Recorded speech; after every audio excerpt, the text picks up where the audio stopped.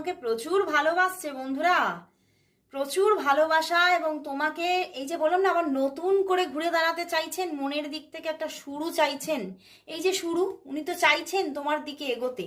তোমার প্রতি কিন্তু ভীষণ একটা আবেগ, আজকেও কিন্তু সারাটা দিন তোমার প্রতি আবেগেই তিনি ভেসে বেরিয়েছেন।